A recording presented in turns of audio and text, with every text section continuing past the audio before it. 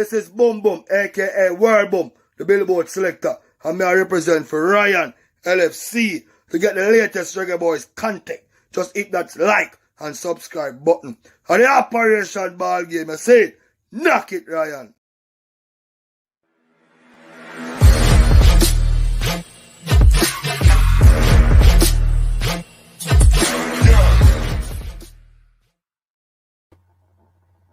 Hi, my name is Tiffany Cameron, Reggae Girl's top striker, and you are watching Ryan LFC YouTube channel. Don't forget to like, share, and subscribe. Good evening to my viewers and subscribers. Welcome back to the channel. My name is Ryan LFC. Back again, guys. Another top shelf video for you guys today. As you guys can see in the title and the thumbnail of the former Reggae Boyz. Yes, people. Listen, people. The journey has been great for the top midfielder. I swear to God, people. So I know you guys are going to enjoy this interview. And a lot of the young fans, them, you know, Bala, every single time we talk about 98, the people them must say, yo, we don't want to hear this because we just are living at the 98. I mean, I tell the people them say, a part of our history, just like me live on Liverpool say, them win 19 Premier League title. And the man must say, yo, you never win none of the new generation. Club come and win a Barclays Premier League. And we're happy, but them still I tell you say, we are living at the past. I tell the people them say, yo, we cannot erase the history. That's what we have to talk about, because the only World Cup we go. Allow me to tell Bala, good evening, Andy Williams. Bama, welcome to the show, man. Good evening. Pleasure to be here, sir. How you doing, man? How you doing? How your family and everybody doing, man? Not bad. Friday, can't complain. Still have some work to do over the weekend, but I'll take it easy this Friday night and enjoy this little chat with you. You know, I really always see up an interview and all of them stuff there in Obama. And, you know, as a youth, ball boy in the National Stadium, see I play, you always have this calm composure. Like, you know, nothing bother you. Is that's how you go?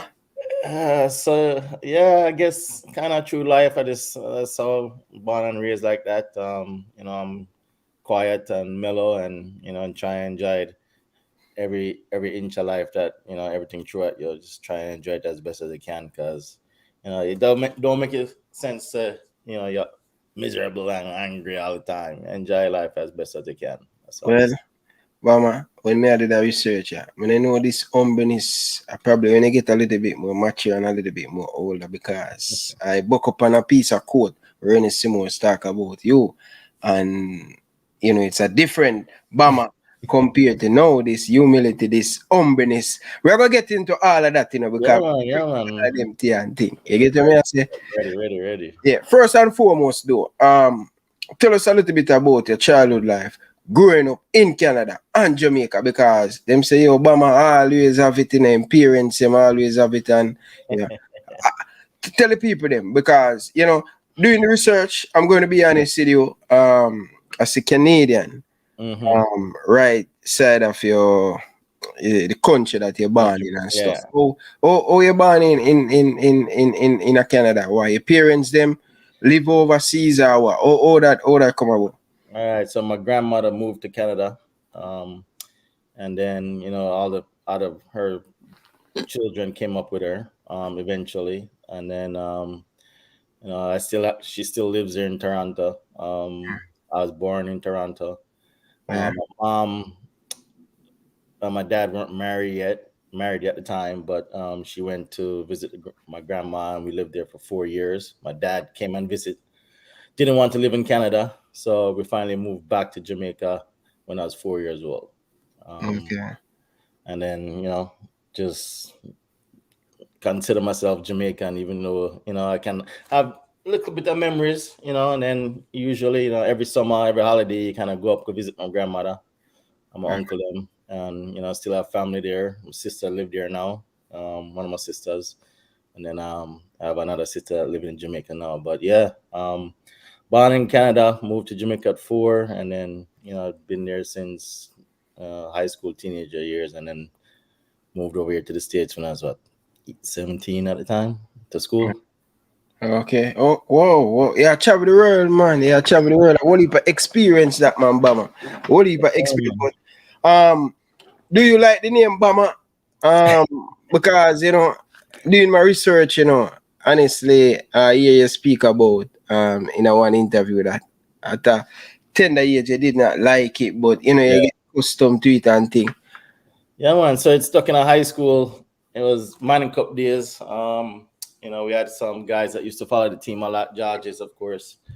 It was against one goal. I remember it was after one game against Charlie Smith, I think, at stadium. That week I scored like a right foot volley from about 20, 25 yards out.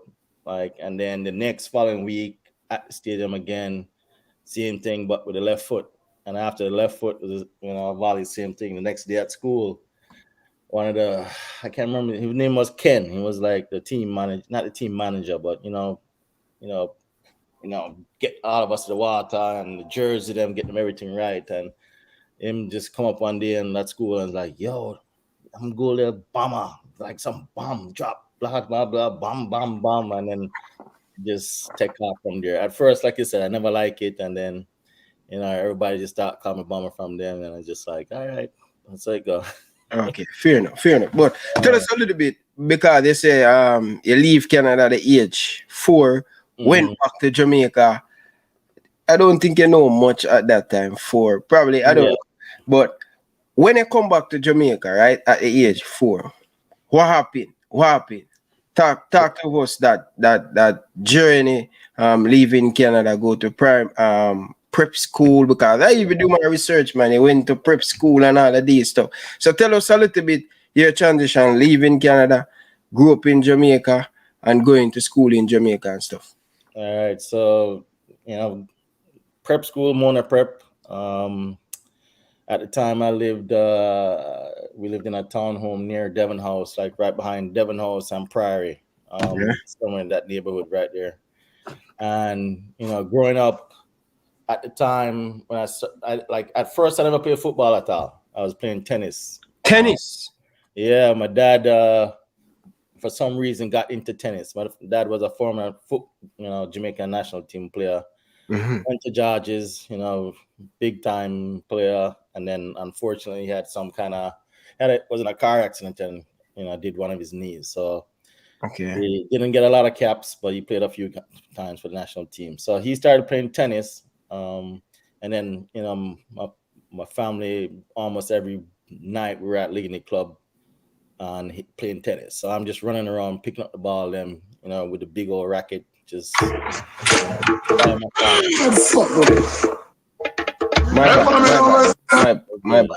worries.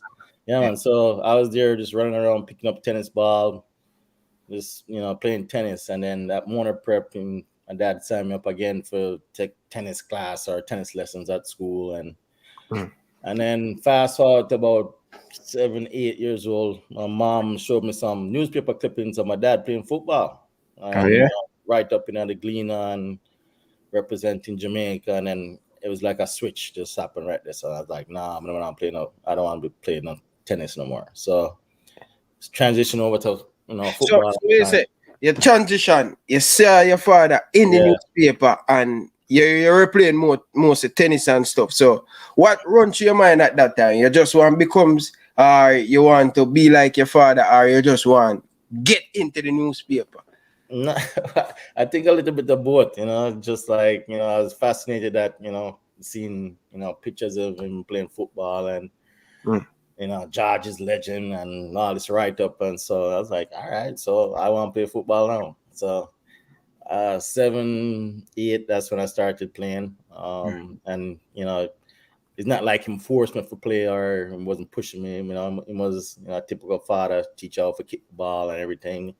And then him kind of sister have a little thing, little decence. So then so started playing with Mona Prep, and then just playing in the neighborhood with my friends growing up. We just played football all the time, and then transition over to like I think I was 9 now, 8, 9. I started playing, going off the Priory, jumping on the wall over to go to the Priory field at the back. And they used to have some pickup games with some grown men playing. And I started playing scrimmage over there, so like almost every other night. And I just, just over there almost every night playing. And I just started playing for Mona Prep. Mona Prep had a real championship, winning Alberga Cup and Ricas Cup. They were, history. There was, in history they won a lot of things, and then I kind of made the team, and then, once started playing leading goal scorer for the prep for the side at 10 years old, and breaking records and scoring goal for fun. Oh, at the age of 10, and you say you start playing when you're 8. 7, 8, yeah. 7, 8. Wow. Oh, that means you have the talent from a long time then. So tell me something. Which position is your favorite position them time there? Or you just play football? Nah, forward. Just want to score. Like forward. Yeah, score. That's all I wanted to do. Okay. So when you leave Mona Prep, right? You went to Kingston College, Jamaica College. My apology. George's. St. George's College. My apology. St. George's College. Yeah. So that's the school you pass for, or your father get you into that school? Man, take me come entrance and pass. Yeah. Yeah, man. My father I've done kind of pull there at George's. Yeah, but you say father a legend. So yeah, but I don't think if I didn't pass, I don't think it would have I don't think so. Yeah. Okay. So that's the school you pick. That's the school you want to go to. When you're doing command, who are the school you may pick? Who school you pick? George's, of course, was the first one because I'm a father, and then I picked Woolmer's because some of my friends and on the team were going to Woolmer's. Woolmer. Okay. One of my best friends on the team at the time, his name was Dirk Smith. He was the goalkeeper for us, and he had passed. He wanted Woolmer's because his father went to Woolmer's. So if I went to Woolmer's, at least I'd be my friend then. And then I think my third one was definitely JC. Because it was up on Hope Road, just not too far from Mona. Okay. Fair enough. But you go to the wrong school still. Yeah. Light blue all the way, my youth. Yeah, I live with that still. I get Adamo still, but that's okay still. But leave from prep school. So in that time, you didn't play for any club under 15, under 17. So after Mona, now go George's, and then played for Real Mona a little bit. We weren't what league, like Real Mona U14, U13s at the time. They had a team. I don't remember which league it was. But they Real Mona had a team.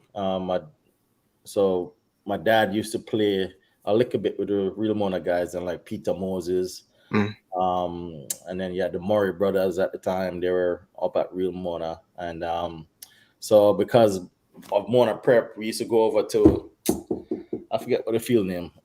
It was like walking distance from Mona Prep, and that's where we used to train. So we used to train.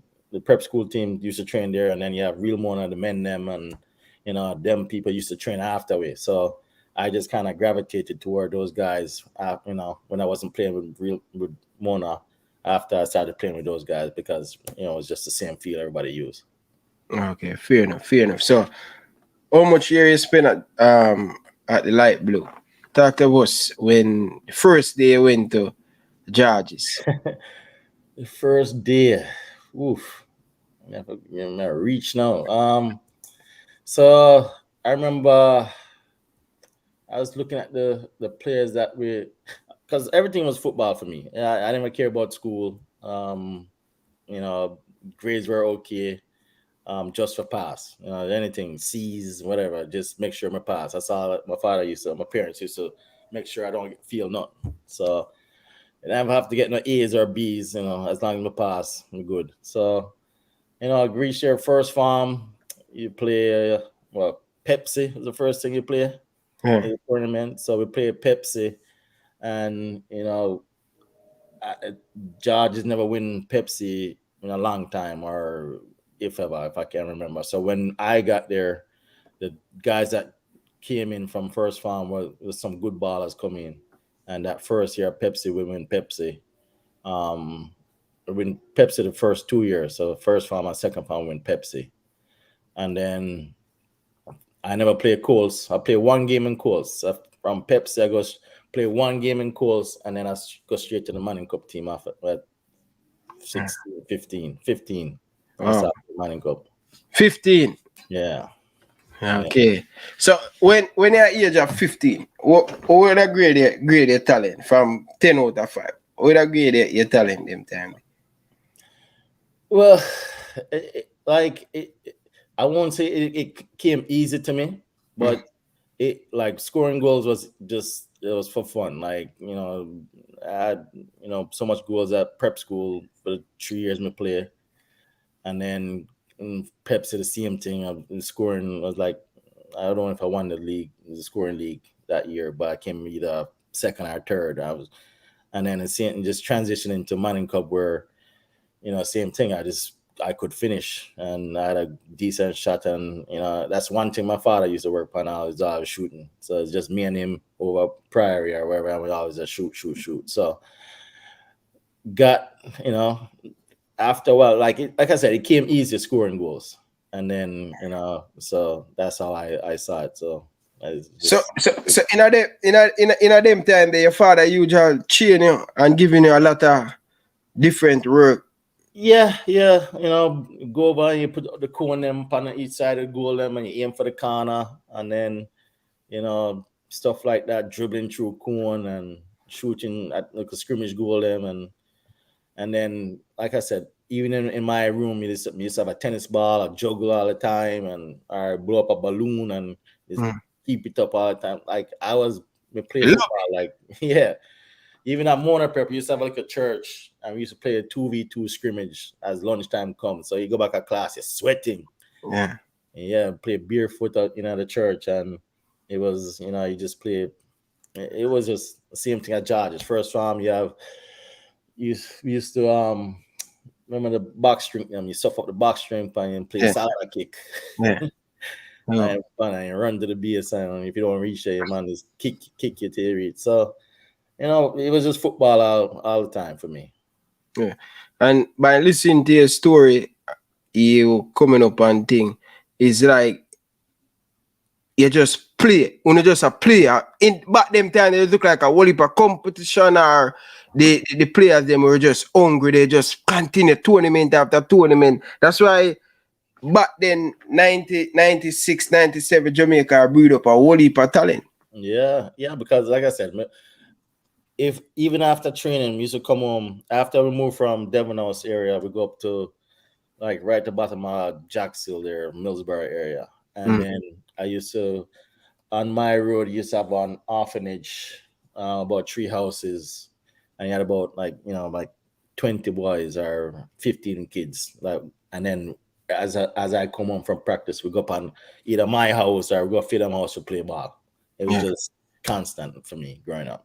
Okay, so playing St. George's College at the age of 15, playing in Manning Cup. What is it like playing in Manning Cup them time there? And how much team in the competition at them time there? Yeah, can you remember? Nah, I can't remember how much team, but Manning Cup was the biggest thing for me. Or like I was, like you said, you was a ball boy. So I was a ball boy too for the national team. Growing up. So I used to watch Teagat and Winston Anglin and Roderick Reed and all them man that used to play. And we used to sit down at the goal and like, I can't wait to play. I want to be Jamaica national team. I want to play in a stadium when we used to have Shell Cup back then. Yeah. And then, so, and then if you look fast forward to when, high school, and then you have all these games at National Stadium, and you see how much people show up at National Stadium for watch, George's KC match or a Jamaica College match, and the stadium is rammed, like you can't sit anywhere, you have to stand up and watch. Like, it was just something where it's like, I can't wait for playing Manning Cup, and can't wait for the Jamaica national team come on and play in the stadium. and seeing all 20,000, 15,000 people cheering on, it was just a dream. Most definitely. So you play 2 years out of Manning Cup because they said you leave at the age of 17, go overseas. So maybe I played 3 years of Manning Cup, so maybe 14. Maybe I joined the team 14 because You start playing at the age of 14. I think so because my 3 years of Manning Cup, we won Manning Cup 1 year and we had Walker Cup twice. So each year, we won something when I was playing in Manning Cup. That my first year. My first year I came on. I played a couple games with Burtis and some of the older guys. I never really that first year I wasn't like a starter at the time. I was as a sub. So, playing Robot Cup and all them things, it was just, just special at the time. So yeah, 3 years of Manning Cup, I think. 3 years of Manning Cup. Wow. Yeah. So play at the age of 14. Tell me something. Tell me some of them played it. Who you say Burtis on that team or Burtis a coach that team? Burtis are the coach. Burtis was the coach. Yeah, Burtis was the Manning Cup coach when I started. I so long never they are running a coaching, man. Yeah, man. So never win Manning Cup. Yeah. Wow. Yeah, man. So why me always have that thing? Why me think St. George's just start to? Me know them is a big school. I know they win a lot of trophy, but I think with the rise, I think George's got through a period where they win. They did not win anything for a period of time. Because I remember when Burtis, I call my mom, Burtis come and watch a under 17 game with the Jamaica. I am cheering with the Jamaica national team, man. I will heap a scouty there and thing. So I remember 2008, 2009. It was a tambourine time for St. George's College. Yeah, they never that win nothing. And this is the reason why me go Excelsior now, Me that George's a chain. I may say, Jano, Excelsior just win Manning Cup 2004, 2005. And Excelsior go on better. Yeah. In that period in the 2000s, so I say, yo, George's now with nothing. I really want to go George's, but anyway, I go to George's, I chain for about a month. But Liebert Aliman call me and say, yo, Diego Neville. Liebert. Yeah, man. Him say, Diego Neville. Oh, you know that my training? And I say, coach. Some of that Burtis training and thing. And I say, no, man, give Burtis the phone. So comes now, me reach a Excelsior, because Aliman said to me, say, yeah, now make the under 17 team, if you come to Excelsior. And me want to play for Jamaica, I want to make the under 17 team. And so me end up leave George's, and went to Excelsior, Yeah, man. But at the right decision I make. You get the message? At the right decision I make. Although I win Manning Cup 2009. When Bertie see me, when Mona, he must say, yo, Ryan, you see you come up here and play Coles. Either win Manning Cup because we never have a good keeper. You understand? Somebody win Manning Cup from me about 17, but I one of them things they still, but never. So, I never know say Bertie's coach. Wow, that's a history to me. That's a history to me. So, say you win 1 Manning Cup and 2 Walker Cup. Yeah. You can fact check it. I'm sure the people in the chat can make sure. But yeah, we win 3 times. 3 trophy. 3 trophy. So, you could have played up until you're 19. Yeah. You leave. Yes. Before you leave, tell me how some of the players them where they play on the team there. So of course, the winning side would have the captain at the time was 2 captain, Omar Thomas, Trevor Spencer, Ernie, Robbie Scott. Yeah. Robbie Scott? Yeah, Edsel. Yeah. Yeah, man, Robbie Scott, Kevin Phillipson, Ali Rose, Troy Robinson. Wow. Who else? Mario Marvin Watts. A big team, that man. Yeah, man. Team was legit, man. A big team, that man. Yeah, man. Especially at the time, the team, and if you look at it with that year when we won, you had Robbie and Ernie. Them was playing for Hazard. Win the league with Hazard United, and then have them come at them in the team and then win Manning Cup that same year too. So yeah, so that time they could have played Manning Cup and Premier League. Yeah, man. So Scott keep for Hazard. Yeah, man. It was a start to keep Hazard. Yeah. Why me always think I just Tivoli alone in play? Nah, man. I don't know. Ernie did was at Hazard, and I think him and Robbie grew up basically down the road from Georgia. So Hazard. Okay. Them time the Hazard team bad in Portmore. Them time the Portmore shot, man. Everything Portmore shoot.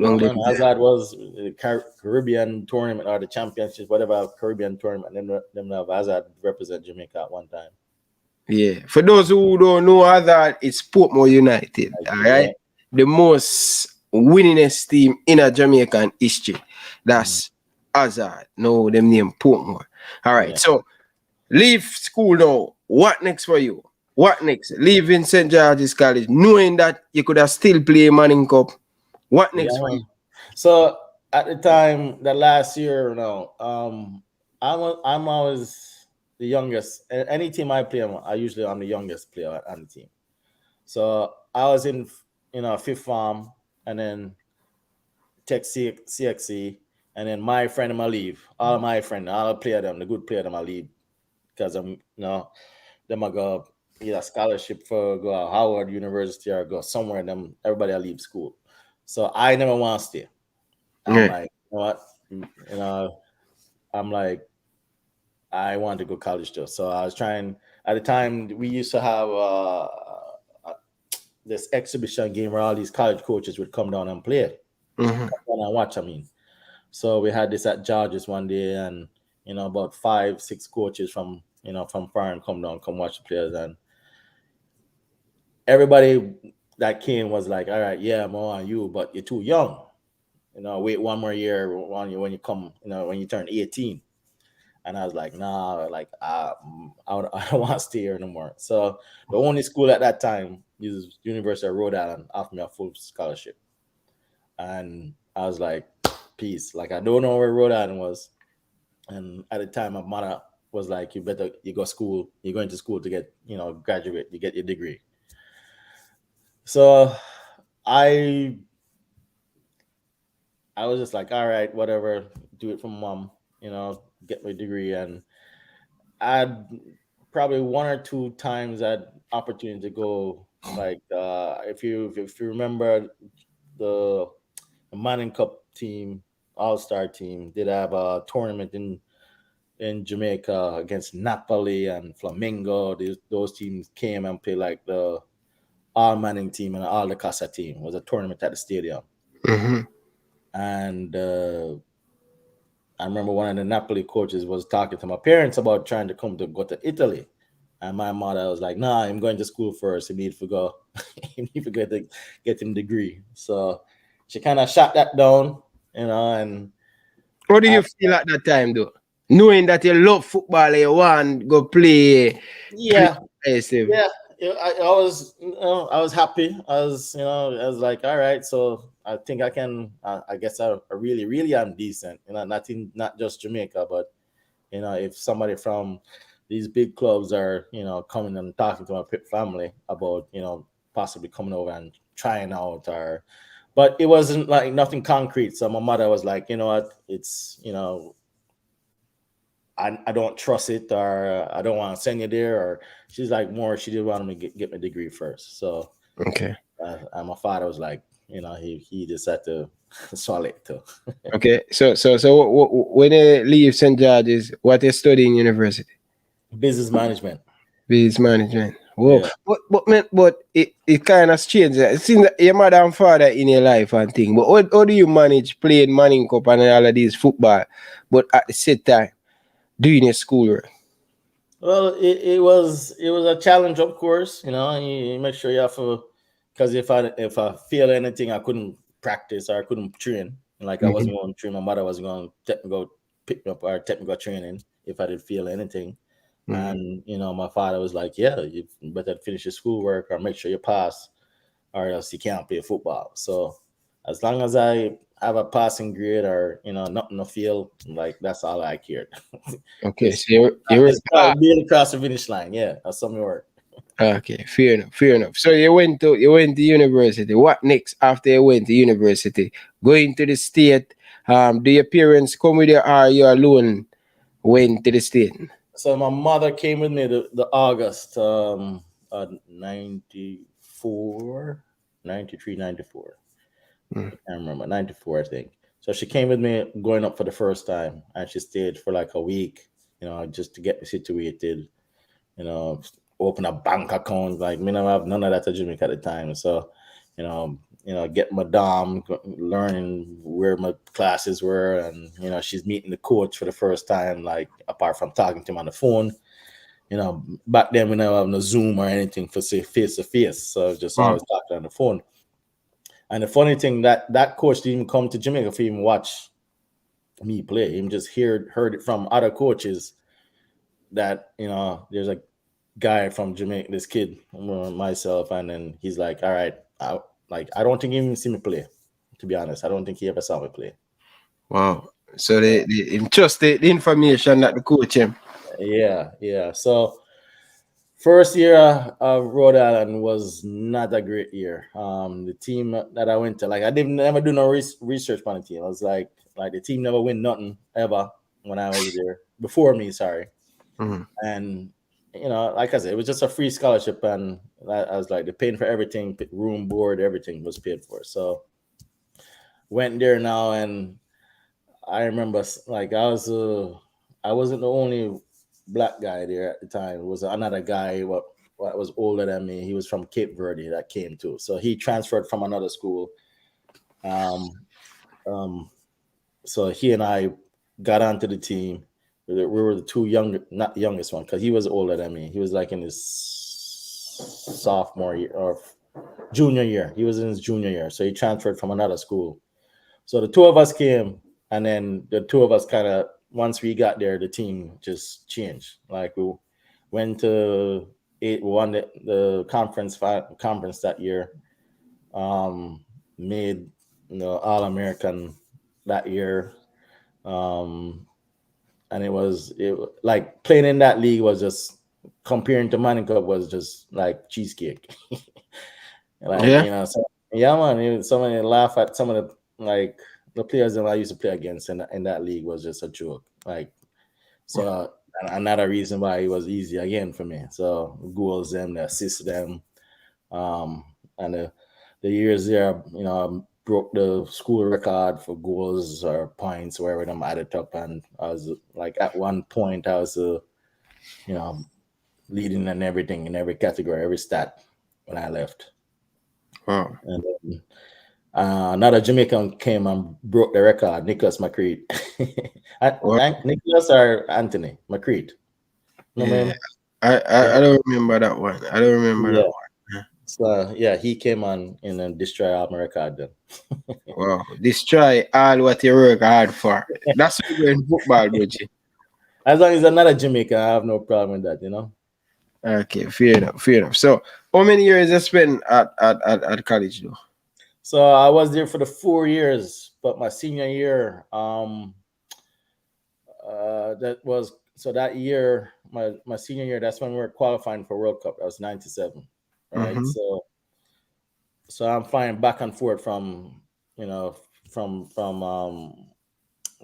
Island University to qualifiers, right? So that year, that junior year, the end of the junior year, is when I broke my collarbone. I broke my shoulder. Mm-hmm. So I didn't play the senior year. I played 2 games at the end of the season when I got healthy. And then that was the January after that. It was 98 now. That's when Samoa says either I go back to school and graduate and get my degree, or I stay in Jamaica and try and make the national team.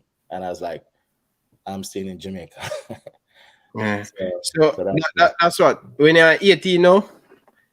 Yeah, 18. That time you're 18? Yeah. Okay. But have you played for the any of the junior team? Yeah, man, I played Jackie Walters U16 or U14. They'd have Aliman at the time as assistant coach. Yeah, so Jackie up here under 23 qualifiers for Olympics. Downsville was a coach at one time for the youth national team at that time. But it was mostly Jackie Walters, like U16s and under 20s and under 23. Okay. So yeah. So how do you or your mother feel at that time that you're going to stay in Jamaica and try to make the Jamaican team to go to the World Cup? And she Well, said, I just made a promise that I would definitely finish it because at the time I had 6 months left, to finish get my degree. Like it was just only 6 months. So I'm like, I tell her, I said, yeah, I can box it out anytime. Oh no, I'm gonna do that yet. yeah, I'm not gonna finish it. So you still not finish it now? still not finish it, and every now and again she bring it up, but yeah. Can't believe we had it to say. Can't believe. So so you start to play for the senior team. All right. You start to play for the senior team, and this kind of thing. You know how much cap you have for Jamaica? I had I had a number in my head, and then recently somebody told me it was like 98, I think. Yeah, come here. Look now. Me I look on this bridge in a 96 cap. 96 cap. Okay. And he had the fourth. He had the fourth player. So the player who they front of you, that of my Ricketts with 98. Tapper Whitmore, just a second. So Tapper Whitmore, the number 2. With 101, and Ian Goodison with 90, with 106. Yeah, I could have definitely beat that. My bad, Pepe Goodison. Pepe, same, yeah. There's 1 year, what was it, 2009. I missed about 8 games for Jamaica that year. At the time, my wife was going through, she had cancer, leukemia, so I couldn't really travel and play for Jamaica. I had to stay in Utah, Salt Lake for during those times. So I missed like 1 Gold Cup during that year, and some other friendlies leading up to that. So I could have probably reached 100. Yeah, you probably be the most versatile cap. Based on you missing them tournament day. Yeah. But for you start, you still say start playing for the senior team or 18? 17 was my first game, like because Samoa's at the time, when he just got into the federation, he was in charge of the under 23 team qualifying for Olympics up in, so it was Commonwealth Games. Yeah, so we're at the time, the first time meeting Samoa's, he was in charge of that team, and we went up to Edmonton or Winnipeg or somewhere up in Canada with the national team, and that was our first time initially meeting Samoa's with that team. Okay, so you did well in that.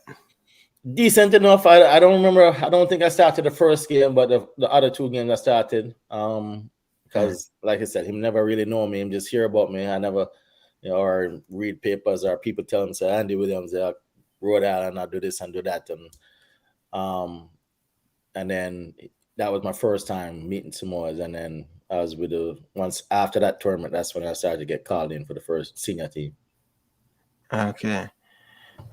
So after that, now you come to Jamaica and thing. You has been a regular starter. Yeah. Regular starter in the national team. Yeah. After a while, yes. Because I was at the time I was playing a forward. I was a forward when I started playing with Rennie, and then after in beginning of 98, when Dion and Paul Hall came onto the team, that's when I started playing midfield. Yeah. So you could have. So what did you prefer, striker or midfield? So as I got older, I preferred playing midfield. Like for some reason, I never really liked it.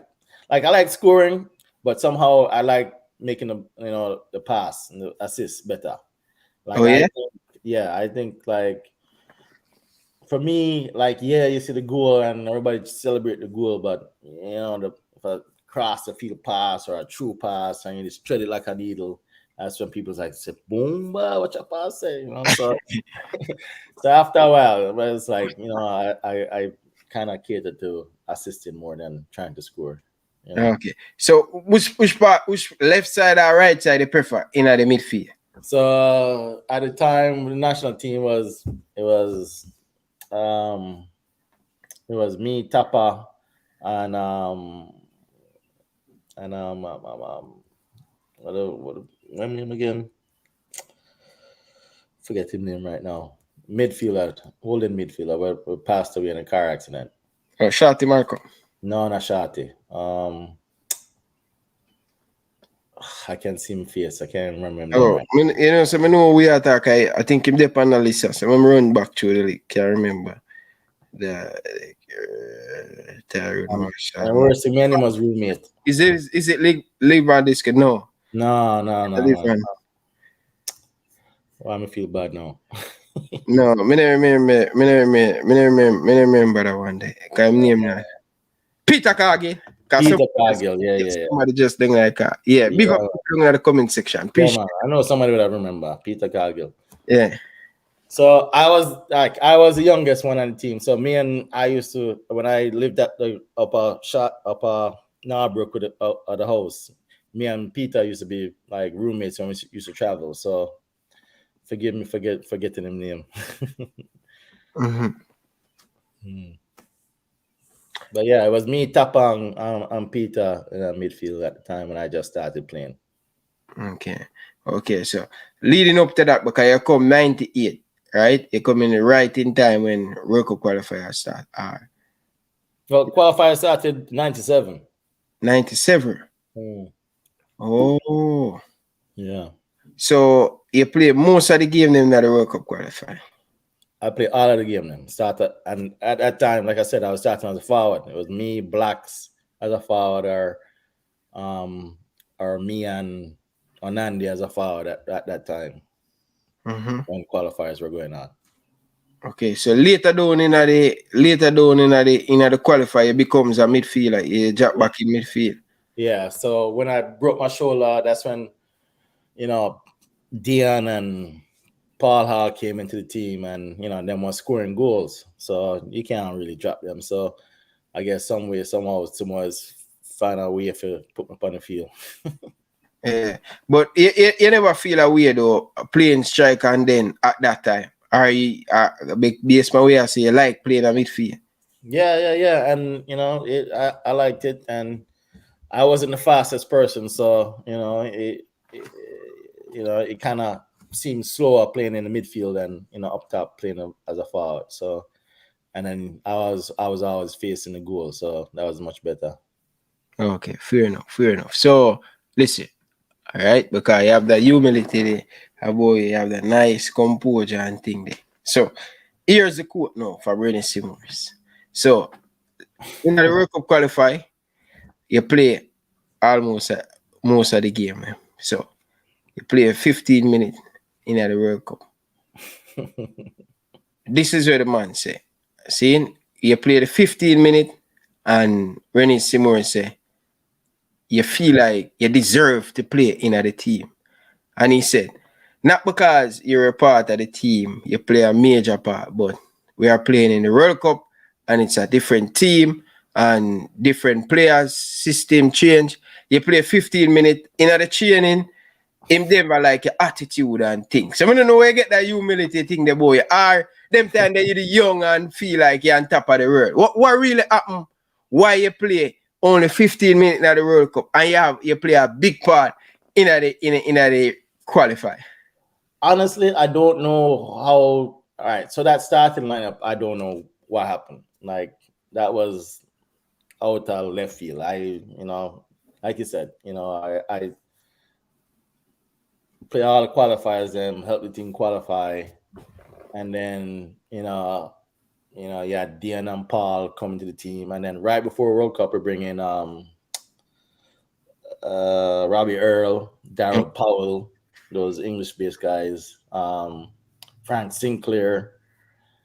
So yeah, and I'm going to be honest. Like, I know I was better than Robbie Earl, and I know I'm better than Daryl Powell. So seeing them, like Robbie Earl start, I was like, all right, experience, whatever. And then, like I said, I was young and dumb at the time. So yes, being on that stage and kind of like, not only that, on top of that, what got me mad too was the first sub after the game. I don't mind coming on a sub. Like, if I can get a 60-30 minute, whatever, like, I come on, I can change the game.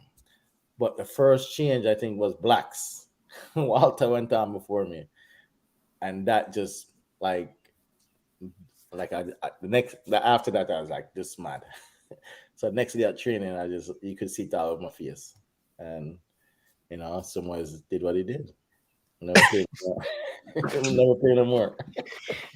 Yeah. Yeah. So, but he and I got into a couple times before, even before that. Like, I remember one trip, we went to Costa Rica, and we're at a hotel, and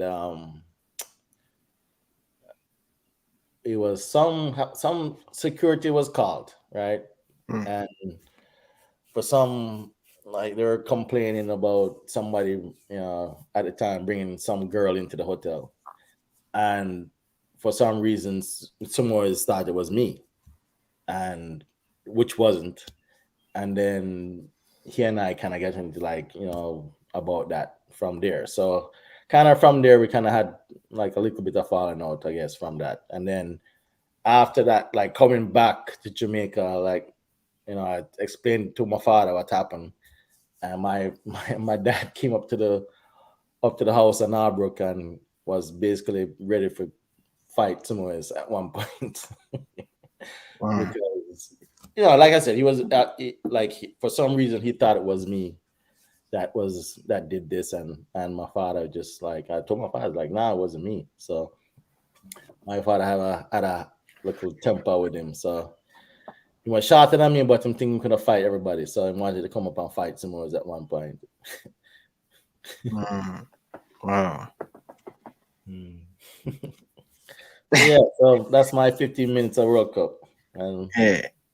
So when you look back at it and as a player that have experience, younger player that watching you right now in this interview, what are the message would you send to the younger kids whenever you do something like that? Well, you have to look at it now. Now I coach. I've been a coach now, and I try to explain that sometimes the kids don't see it.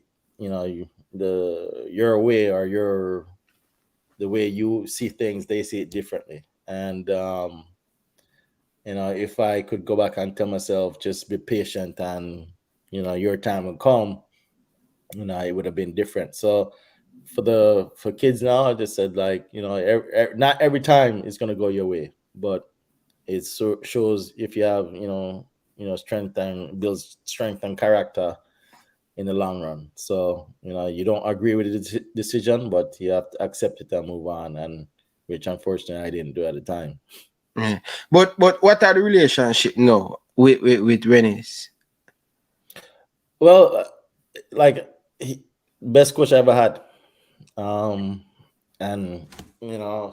even after that role, I still I got over it after a while, because he was still the coach, and he and I just got along after that. Like, it wasn't anything, like, he never hold it against me for no more national team call-ups or anything. So obviously we kind of worked it out, I guess, silently. He never really addressed it. I never really addressed it. So Okay. And yeah, what age at that time in the World Cup? So I was 19, and then Bibi was 18.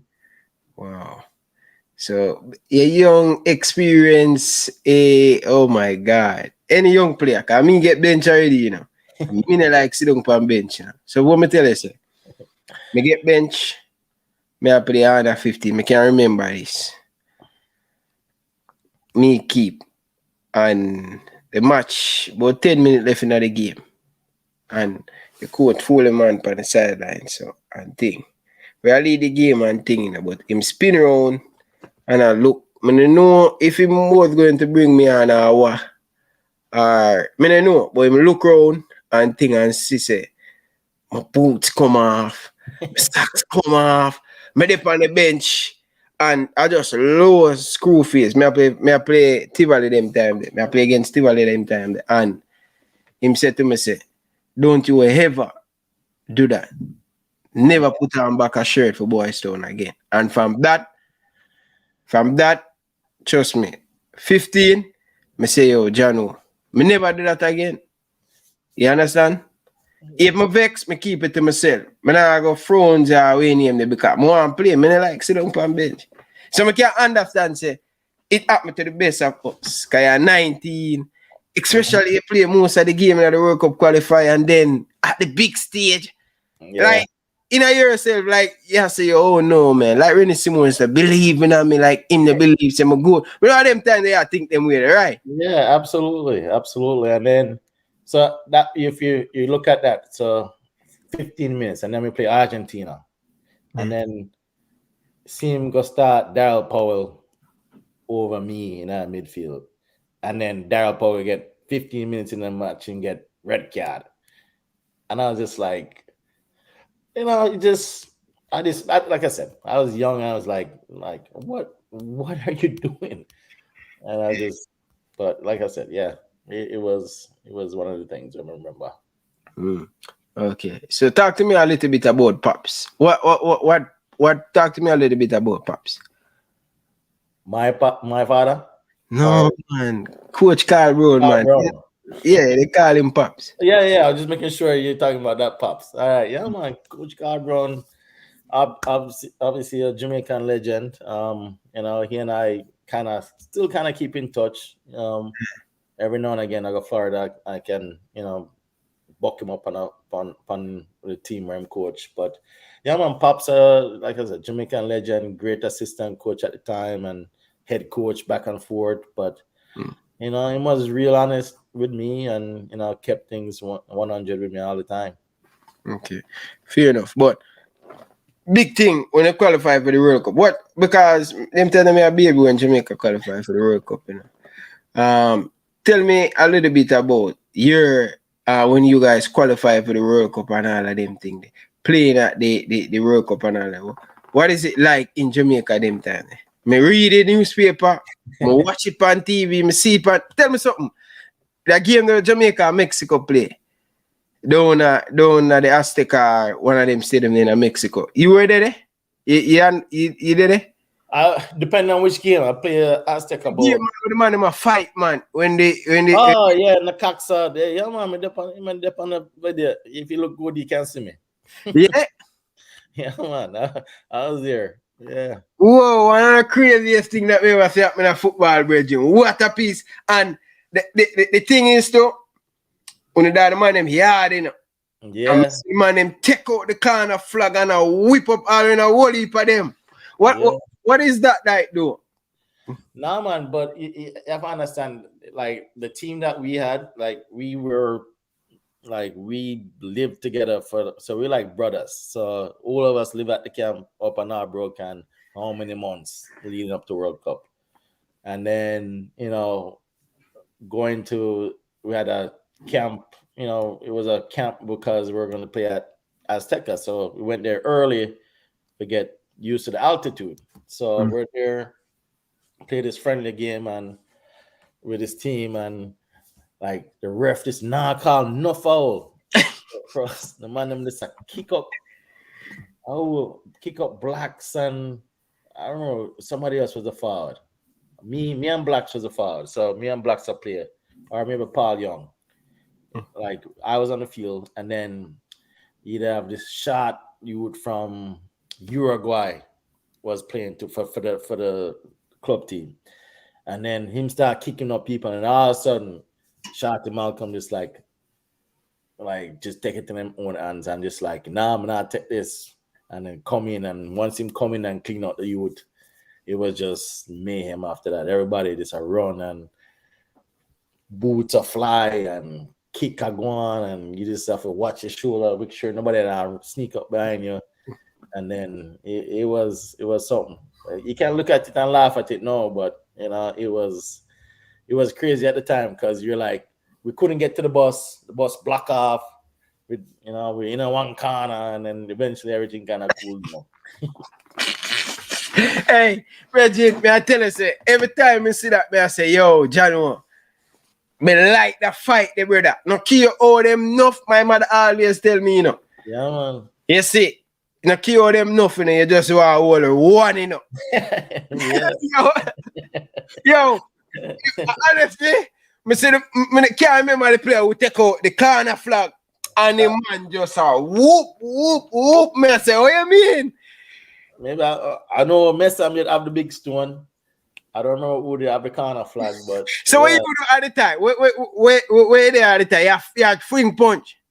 Oh, you mean? Yeah, I mean, at the crowd, and then all of a sudden you just hear woof past me, and it's like, what? And then you start run, and then when I run through the crowd, you either like, and you see people are come, you have to either kick or punch, and you just have to get through the crowd to get to the other side where everybody else there. Whoa, Reggie, that was you don't want to get catch. That's how I know. I was like, me not get catch. Yo, me not lie, stay still in the bridging. I tell you what, I mean, if you remember that game, I think at 2006, I think Jamaica play against Uruguay in the national stadium. And Bama, I tell you, bridging, maybe I really have ball sense them time there, but no, it's when I watch it back, brother, I watch it, I tell you, say, yo, I'm see a turn in the mid. No, Kyo, you're slow, them cannot win it, take it off your foot.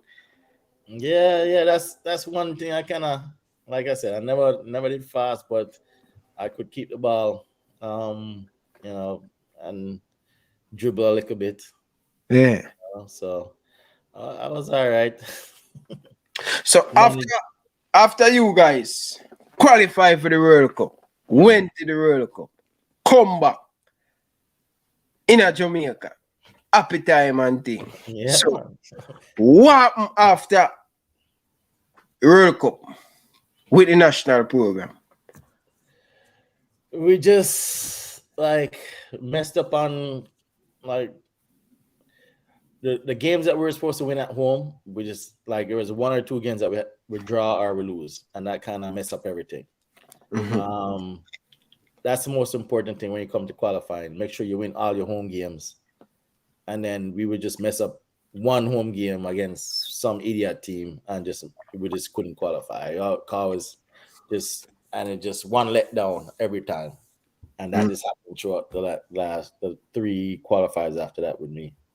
Yeah. Wow. Unfortunate. Like Mexico, USA, them was the top.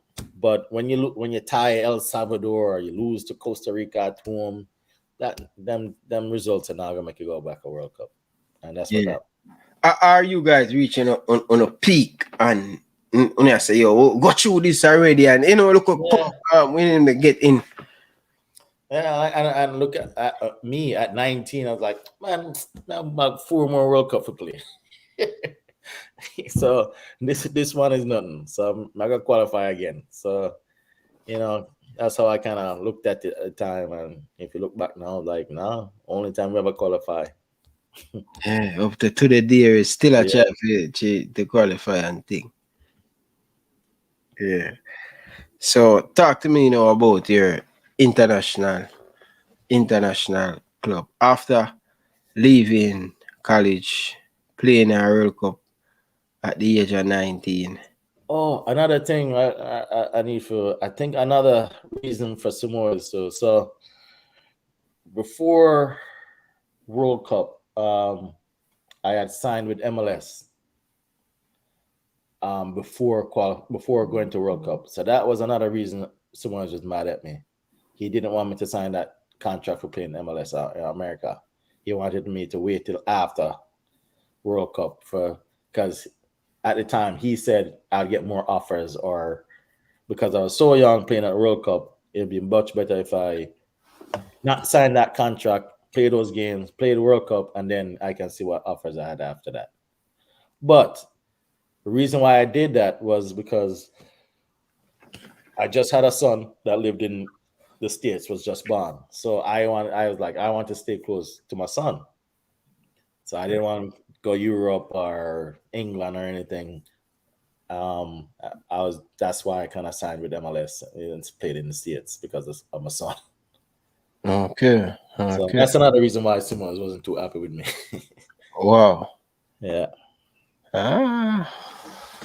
You know, coach probably have a different destiny plan. So you're bigger than that. Yeah, 100%. MLS is 2 years old at that time.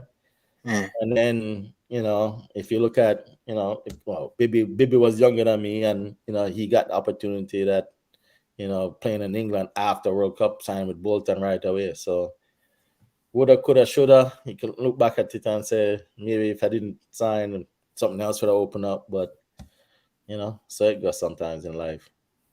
Okay, fair enough. So I want to talk to you. What do you think about Bibi them time at the age of 17, 18 in the team? Yeah, him almost the same. You 1 year older than him.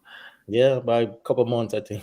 But yeah, Bibi was different. Like, and you can see how gifted he was, how fast he was, and basically the whole left side, you could just leave it for him. You never need a left winger. My go and come back. Yeah, non-stop, engine just run for days. It was, at the time, Messam had, when I started, Messam was the left back at the time.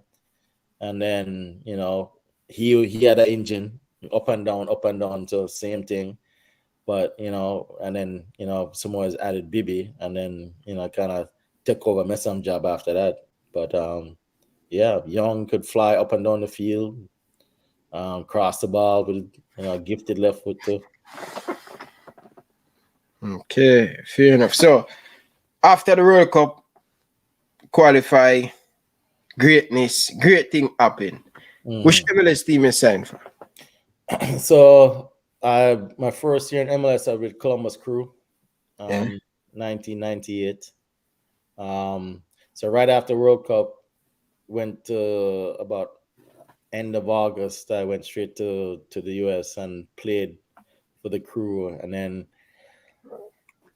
when I started playing again, like I broke the record for the most assists or consecutive assists in a 7 games straight. And, broke that record the first year. And then had 15 assists in 6 months, something like that. So, and then, look, if you look at my career, my career kind of followed the same thing. Yeah. I never learned my lesson after Samoas. Just give me a minute. Yeah. So I never learned my lesson after Samoas, right? So same thing. I played, was successful at the time playing for MLS, the Columbus Crew team, and then the next year now come back and things change, players come in, and same thing that coach looking at this and bringing in people that I thought I was always better than. So that kind of never helped me throughout my career, and it kind of followed me out throughout my career. Yeah.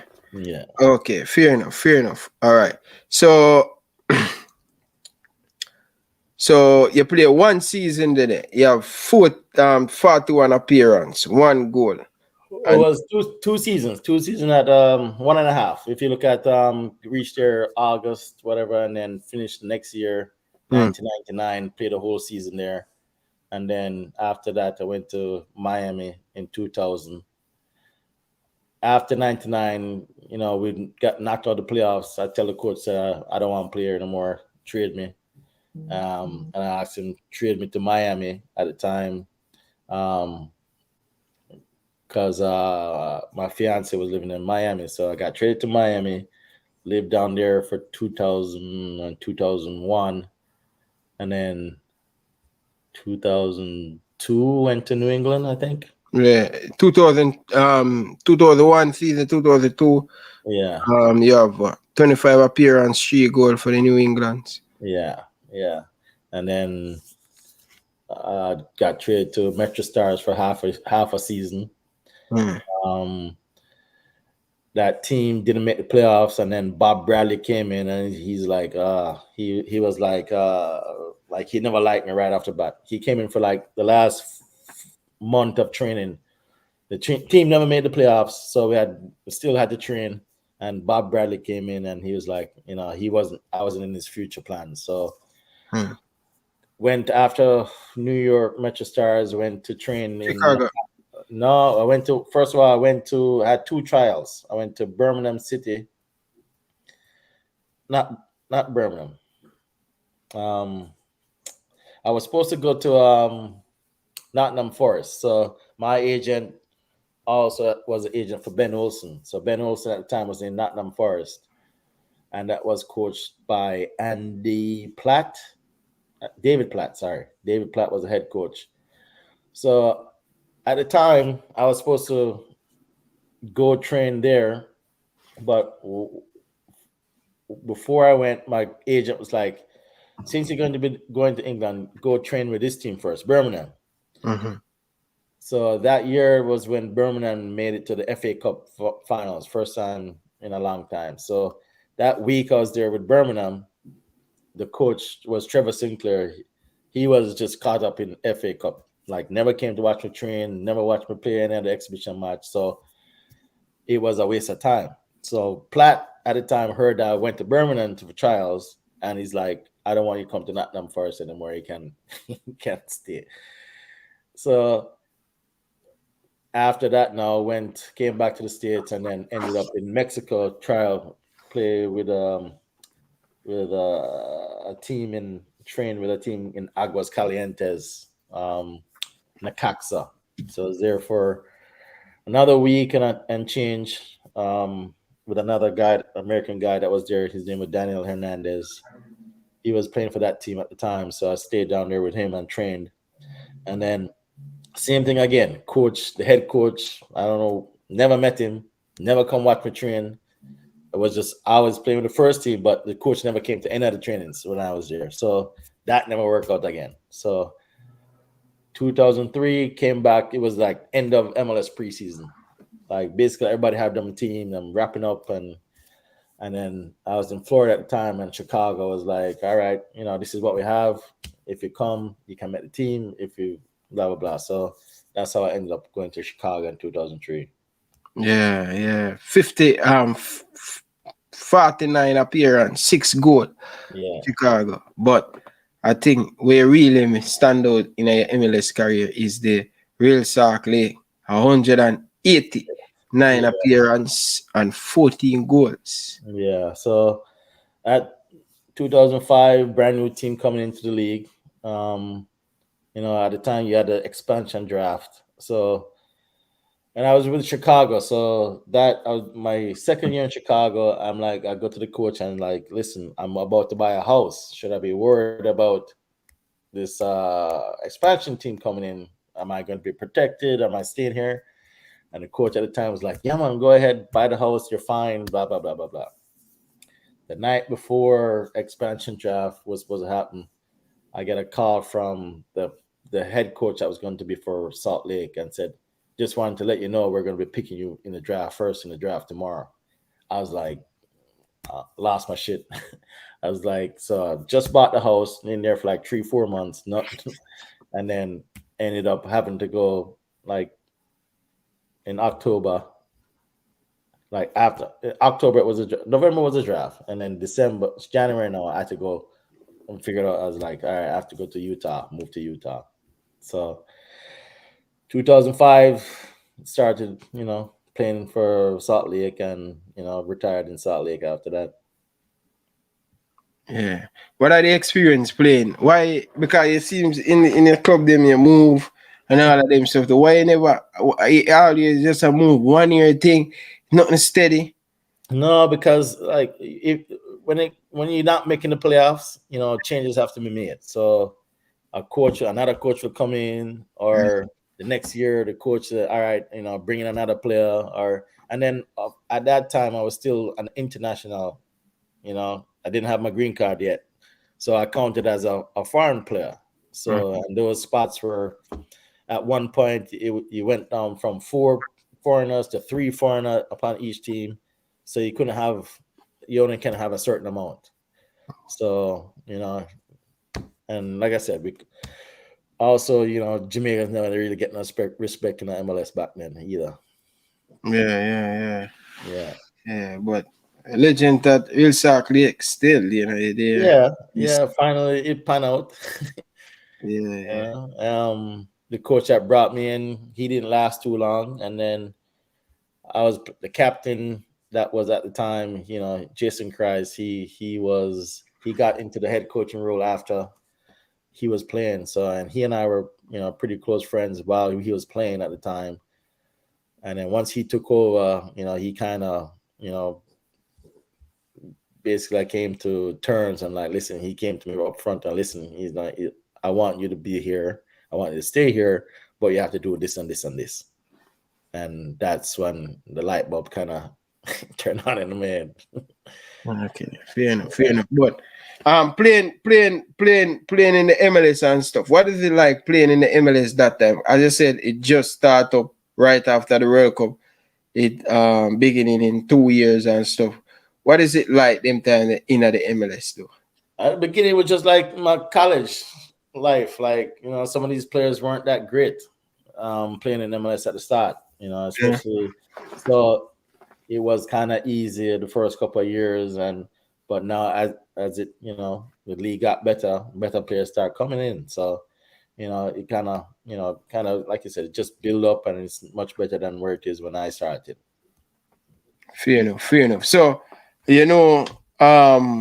you're still a part of football. You still have a long way to go and stuff. Probably not playing, but contribute to the football and stuff. What coaching lives you have?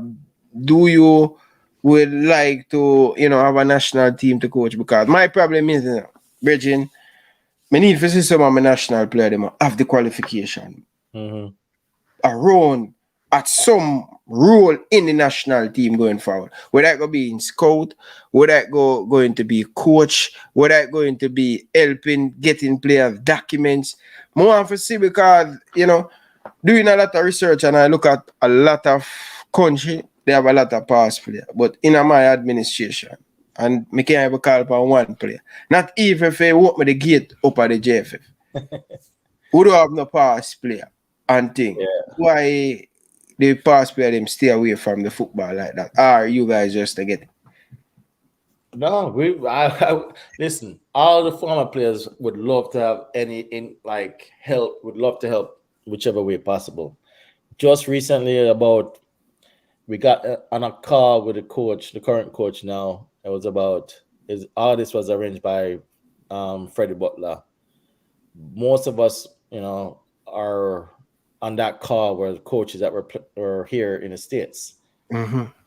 About 20, 25 of us were on this call talking to coach. And he's, we've expressed that, whichever way we can help, we'd love to help, whether it's scouting for new players, having like a American base, like training camp for potential Jamaican players, younger players, that have dual citizenship.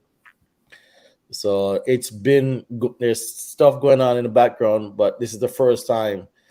Like, I don't even think it's JFF either. It's just Freddie and his contacts got in touch with the coach, and it's kind of moving slowly, but it's heading in the right direction.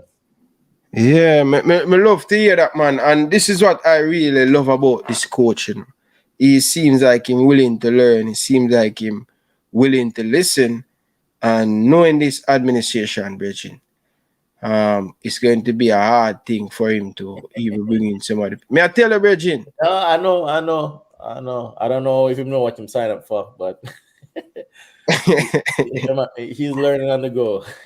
Yeah, so but it's good to know that you guys on a Zoom call, Yeah, talking to the coach trying to get in as much help away. Because yeah. if him leave up this to the administration, he will not get a lot of, he will feel like any other coach. So I'm glad to see him reach out and trying to build him network to get help because he need it.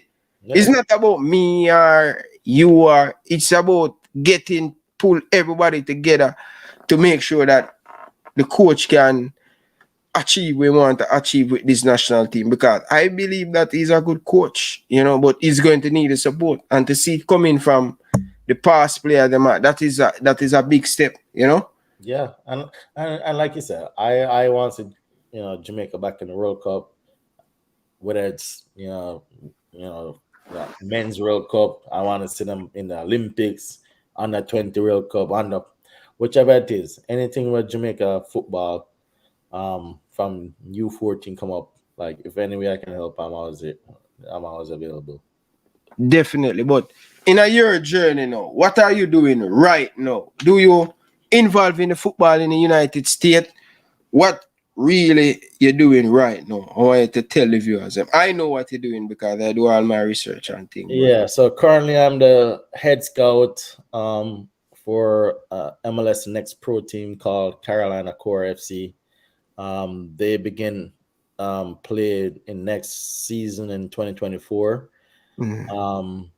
So it's not MLS, but it's a league below MLS. So full pro team, MLS Next pro players. So players that I'm looking for is players that potentially can help us, first of all, win the league, but also if we can develop kids, have them play with us 2, 3 years, 4 years, and then potentially sell them to MLS clubs, or help develop them to go to Europe eventually. So that's so I'm the head scout for the first team, and also I will be the U15 academy coach for the boys that start next August. Okay. Not this August, next year, 2024. Okay, so you need to come to Jamaica in a Virgin, because we have the talent for them there in a boat. No, I've been getting video.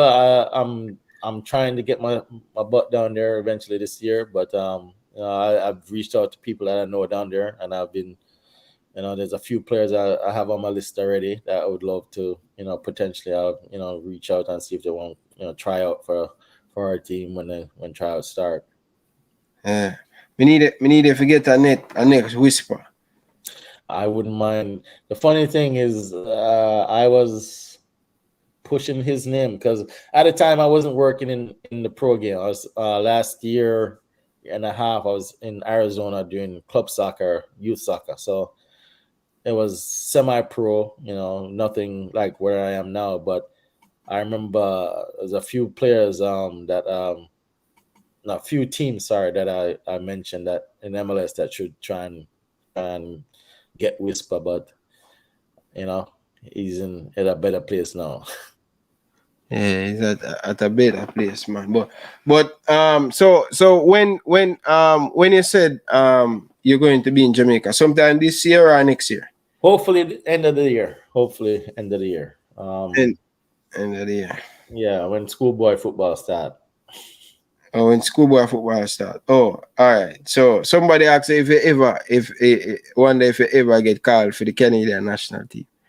At 14, somebody reached out. The federation reached out, and I had the option, but I was like, I live in Jamaica. I play with all these guys, all my friends. So how would it look if I go play for Canada and I play against my friend there? So it was just a no-go right away. Okay. That means I get bad them time, man. Two country want you play for them.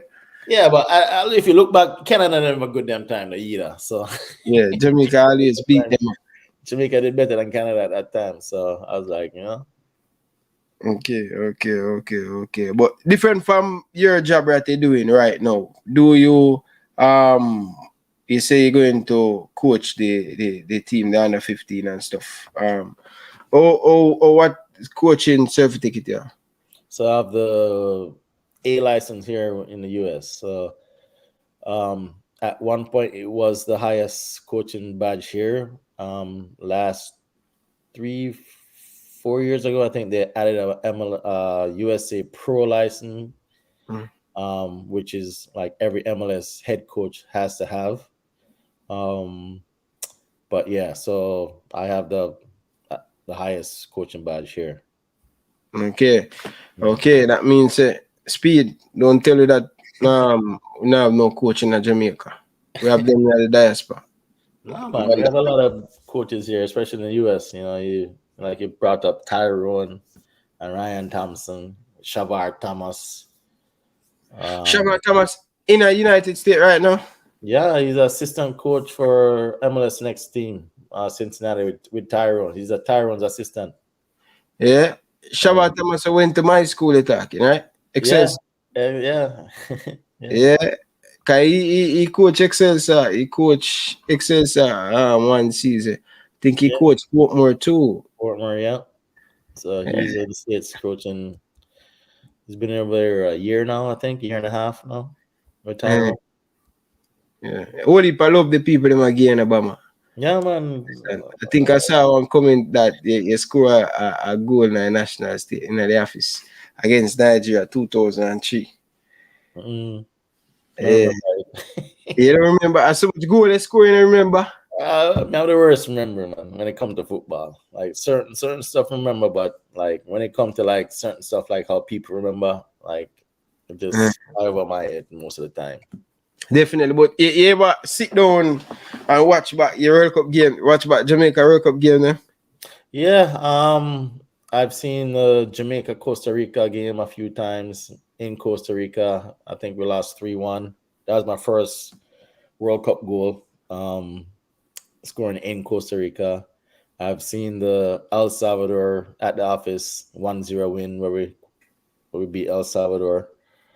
I've seen the Jamaica USA game, the 0-0 game. I've seen that one.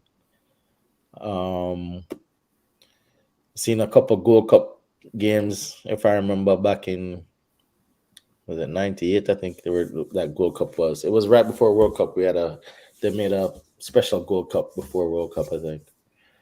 Okay, feel me. I think play against Brazil and we came third. I think we came third Gold Cup that year.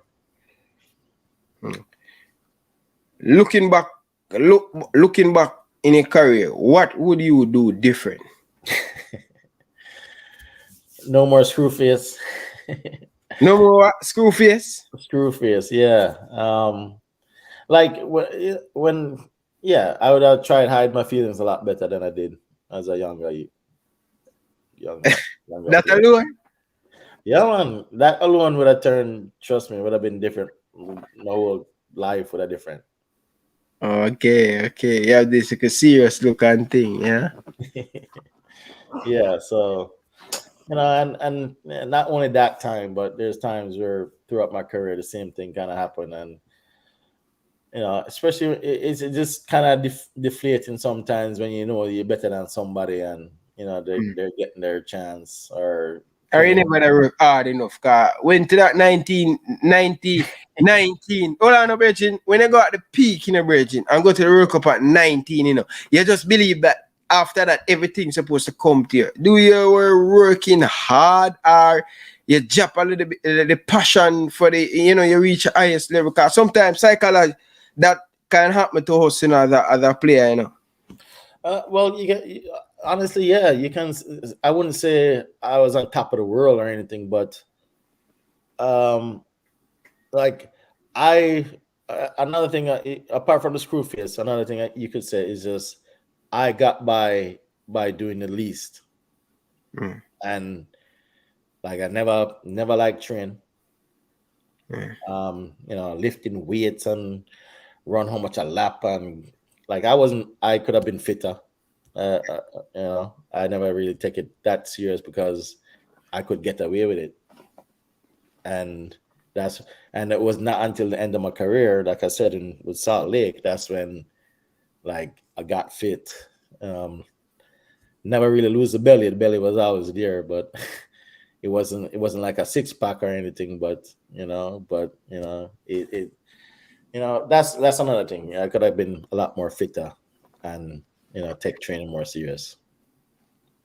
Okay, fair enough. Mr. United, yes, he born in Canada. Mr. United, you go here and come back, brother. Because some question we are asking him, ask him question already, The man went to Remona and play at the age of 14 for Remona and things. So, United, them question they ask him already. Make the answer already. So you have to go watch about the interview. But what would you say your biggest achievement playing in the sports? Winning MLS Cup 2009.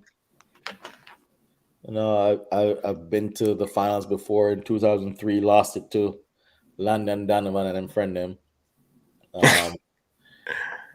But with that 2003 Chicago Fire team was like probably like one of the best teams I ever played on until I got to Salt Lake in 2009. That Chicago Fire team, you had Beasley, Chris Armas, Jesse Marsh, Carlos Bocanegra, Ante Razov. Like those guys were like all stars. Like that team was just like legit. Damani Ralph. It was like so we won we were first place with points, won the Supporter Shield, won the Open Cup, and the only thing we missed on was losing in the finals to San Jose. And then, like I said, 2009 with RSL was probably the apart from World Cup, qualifying for World Cup is probably the biggest stuff in my career. Okay, fair enough. All right, may I ask you some few things? Which team is supporting in the Premier League? Well, I don't. I grew up, when I was growing up, I used to watch Manchester United. I used to watch Liverpool because of John Barnes. Mm-hmm. Jamaican.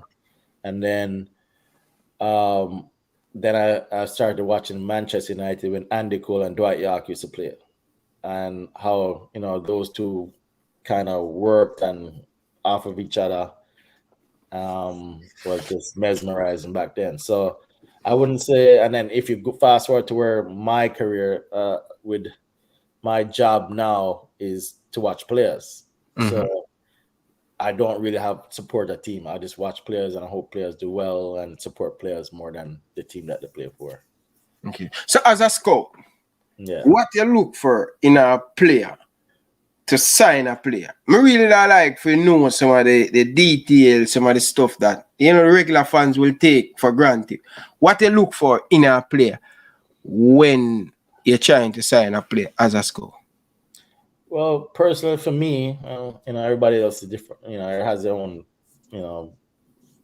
kinks or whatever ways that they go about doing this. But I want somebody that's football smart, that can read the game first and foremost. So the person don't have to be fast, or the person don't have to be big. But if you can see somebody that can read the game and move around, Nico, move around the field and scope the field and look at their position and the way the head move and way they that stands out for me. And once you have that, you can work with everything else. Like everybody's supposed to be able to control a ball. Not everybody can dribble, but when the person dribbles at the right time to dribble, or going against 3 man instead of 1 man, like stuff like little stuff like that. But for me, if somebody can read the game and the way they move around the field, that's the first thing I can say. All right, I can start watching this guy more and more and more, and then start following this guy for like 5 games or a year, whatever it takes. Definitely. That's a good answer. Nico Brett, big up yourself. Say I went to school with Nico Brett. right? For real? Yeah, man. I went to school with Nico Brett at Excelsior. So I give a quick job, a quick thing. So Yeah. when I went to Excelsior, me did there for a month, and not one of them could have scored on me. And at the time, you have one in front of the goal, you have one hill, a little bit, a kind of little bit bump at Excelsior pitch. And Nico Brett kick one ball, and I tell you, say, going down, and the thing just boom up in the hill, and just go over and score. Nico Brett, stop run from me interview them, brother. Me a message up on Instagram, brother, you not answer me, brother. You know for do that, brother. Me a call you up, brother. As an ex-Orans, brother, you need to come and sit down with me and do the interview. Big up yourself, Brett. Enough respect and thing. You get the message. Chris Smith, big up yourself. Yeah. On top of that, I did scout Nico before him come at MLS, before him go to Portland. Yeah? Yeah, man. Before come out Yeah. Salt Lake. Salt Lake. Yeah. But Nico Brett went to get draft in the MLS for Portland Timbers, right? Yeah. Yeah. I think I did a Jamaican to LA. At that time too. Play for the same team. Who that? LA. Yeah. He just play for Georges. Yeah. Yeah. Fair enough. All right. Here's the thing now. So, when you give me a five-a-side team. No, not five-a-side team. When you give me a level. All the players that you play with. Oh shit. Play with them. You have to play with them though. Or we'll keep it at make it more easier for you. No, we can do 11. All right, just give me a level that who you play with. Right through. For me, I come up and you say, boy, the player get the best out of me, that me and the player have the good relationship and stuff. All right. It'd be have to be Robbie Scott in goal. Rami Scott. Hey, before you move, me not lie to you. I tell you, Rami Scott could have played in that modern area.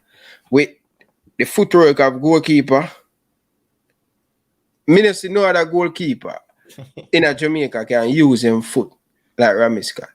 I would say McCallum good with him feet, but Rami Scott is just deep on the left. I think Kirk Porter is good too. Nah, man, Robbie used to play outfield, you know. Yeah? Yeah, man. Like forward or up there, like Robbie a broke boot, you know. Wow. Okay. Yeah. So spin his ball up all the way through. Yeah, man. Robbie did good, man. Okay. Sorry. Let's hear your team, bitch. So yeah. All right. So we go with all right. Who we go? 3-5-2 or 4-3-3. You pick your formation. I think. All right. So hold on there. You have Rami Scott. Over Boopy. Yeah. Yeah, absolutely, man. Yeah? Yeah, man. I don't know how Robbie never get called for no Jamaican team. Like him get called in, but it's never. He kind of a little bit too slim, man. And now that frame of the goalkeeper where a lot of goalkeeper with the listen, I would have put Robbie Scott in goal over anybody. All right. You're a team, you know. Yeah. Okay. Of course, you have left back, you have Bibi. Yeah. Center back, like nobody like Pepe for sure. Like into this day, like even MLS, like I don't think I ever go up against anybody like Pepe. Center back, Eddie Pope, U.S. men's national team. Right back.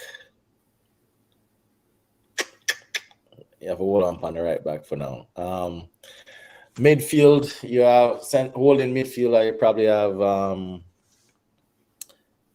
Kyle Beckerman, another U.S. national team player.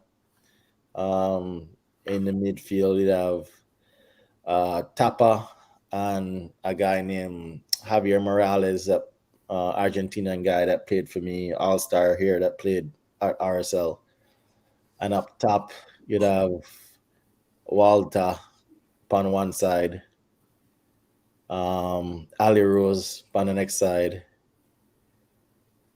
and the best number 9 I ever played with Stern John from Trinidad.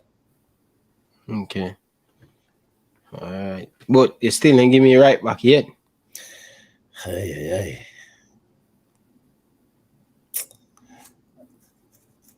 You have to give me a minute for that one. Not a lot of great right backs for me. Like everybody was decent, Fabian, Davis. Fabulous player. Only per game for Jamaica, because I'm in the top 10. Could you believe it? Yeah, man. Fabulous. Messam was a staple at one time. It was bench and body, left back and right back. But that's how him start out, because most of the time I see him playing for Tivoli, a Premier League. I see him playing a midfield. Fabulous. Midfield, yeah, but when Samoa's come, Samoa's put him right back. And because him on one side, you have Messam next one, run up and down, can't, and then the next side you have Fabulous, the same thing, run up and down and can't tired. Virgin, I never see another the fittest Jamaican player that I ever see. Fabulous. Fabulous still the fittest man we ever know, right? Even right now. No. Yeah, man. Still cut up same way. Eh? Yeah, man. No change. Oh, where I say? No. Yo, when Fabulous a play for Tivoli, the normal thing in the Premier League them time there, as a youth, come a boy soon, and especially when I play for Arnick Gardner too. Yeah. Fabian Davis. I haven't seen much of him still. Like he stay away from the media still, but good player. Good player. Good player. All right. So, say I put Fabian Davis right back? Yes, I would have to. Yeah. I would have to. Yeah, that's right back. All right. So best coach ever coach.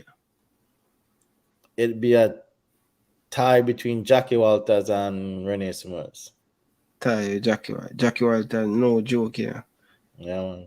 Yeah, because Jackie Walters went to Denmark. Yeah, I think he went to Denmark, I think. Good, solid player. Solid. Yeah. But, Virgin, it's a pleasure to speak to one of the great legends, People, when I have to leave the 98 thing, Virgin, because that alone I live upon, Virgin. When we talk about 98, Virgin, the people, them cuss, brother, and thing. So, Bama, it's a pleasure speaking to you, Virgin, and thing. Continue doing the great work. At one stage, I'm going to need you around the national program, whether it's going to be an assistant, whether it's going to be a coach, whether it's going to be I'd love U15, U14, U16, like you love for coach on them team, mate. Yeah, man, I would love to. Yeah, but may I ask you this still, I know. So what if the JFF say them now in the money? Because that I feel them always excuse them can't afford it and thing. And way and them always say the people them will go overseas always ask for a lot and all of them things. No, man, them get money from FIFA every year. You can't them there's money there for sure. Yeah. But now I still no Obama. Like, me really like put the player them on the spot right now. The past player them, because here what the thing. But tired for that is another tournament. Gold Cup are coming up and friendly is coming up. And Gray from Everton is coming in and all of them things. Honestly, I would ask you how you feel about the national program, but me don't want to ask you.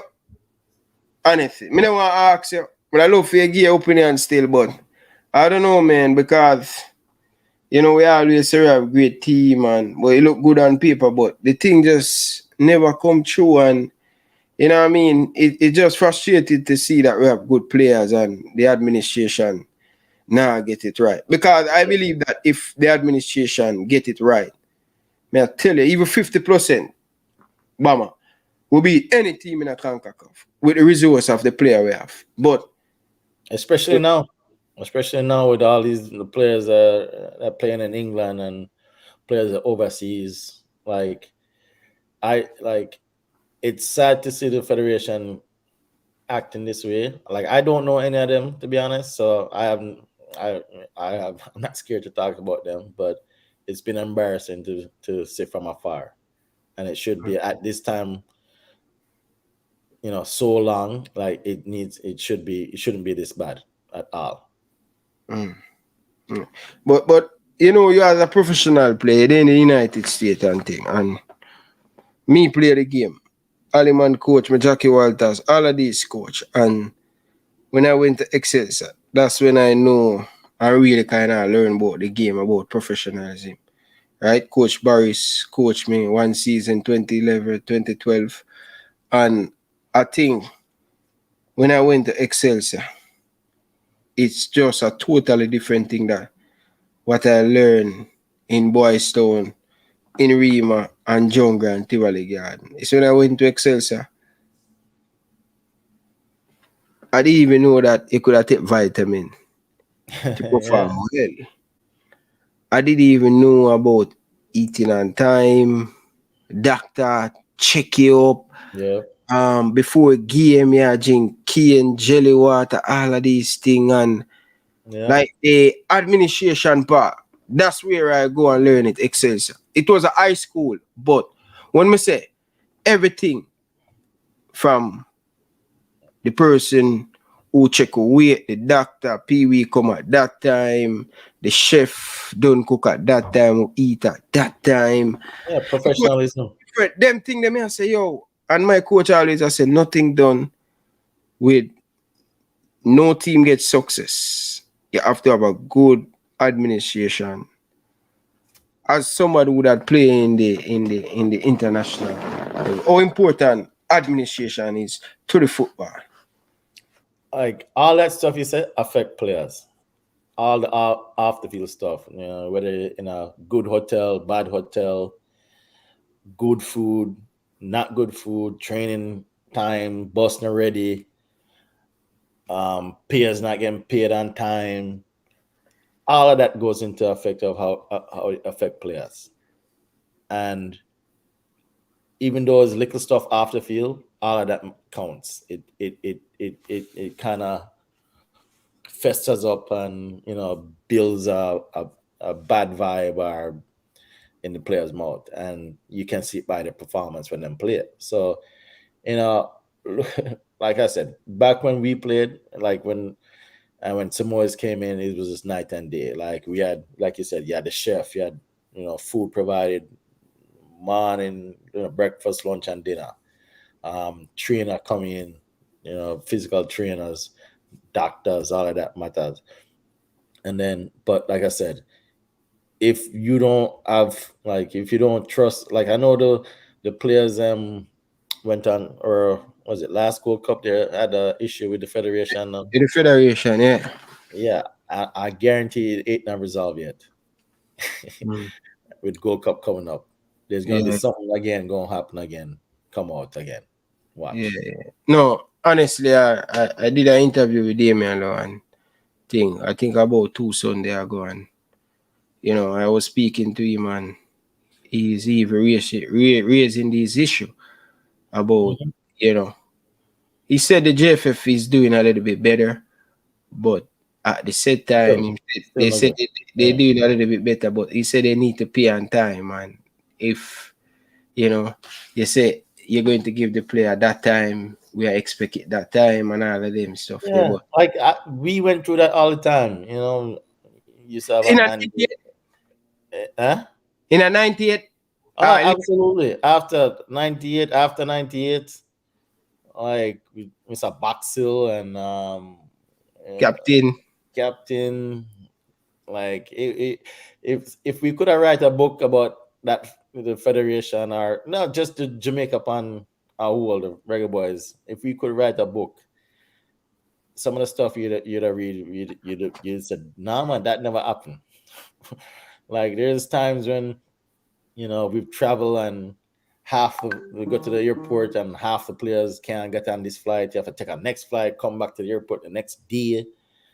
You reach at a place where you're staying and like it's only one bed and 4 man to a room and like some amount of madness used to go on with our like I can't believe we have that to say. But yeah, man, serious thing, man. so you know, I ask you. May I ask you this? I'm gonna give me an honest opinion. You know what I say?